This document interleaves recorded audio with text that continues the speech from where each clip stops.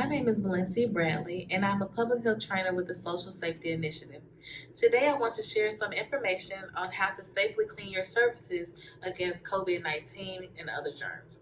This information will save you time, money, and protect your health. We have more information in our free guidebook, Safe Cleaning, Sanitizing, and Disinfecting in the Era of COVID-19 and Beyond.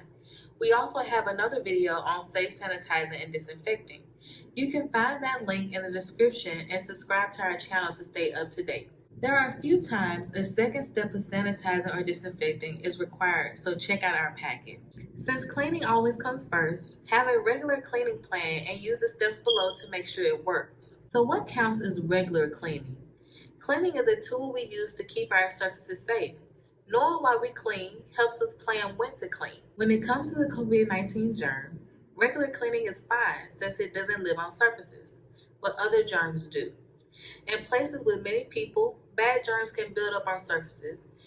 In areas where we touch a lot of stuff, more germs can travel from one surface to another, including our hands to our face. That is why we wash our hands often. It is important to clean surface germs away before they can build up. Cleaning removes dirt and gunk where germs get stuck. With a regular cleaning schedule, germs do not build up on surfaces, and less germs means less illness. So with that, here are more health positive behaviors. So number one is let the soap work. Scrub the surface for 20 seconds to break up the grime. You are wiping away dirt, oils, and germs. Two, you want to use plain fragrance-free soap. If you smell a scent, you can smell added chemicals. For some people, including kids, chemicals in the air cause them to have trouble breathing. For other people, it can cause headaches or a rash. 3. You want to skip the antibacterial or antimicrobial soaps. Plain soap does the job.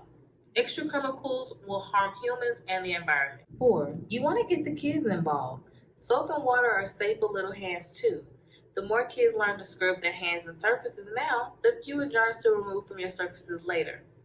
5. And a reminder for general practice, don't forget to wash before and after using the bathrooms, handling food. You can find more information about cleaning, sanitizing, and disinfecting in our free guidebook at the link below. If you have more questions about how to stay safe from COVID-19, check out our 45-minute training delivered by Captain Dave Clement with the U.S. Air Force at the link below.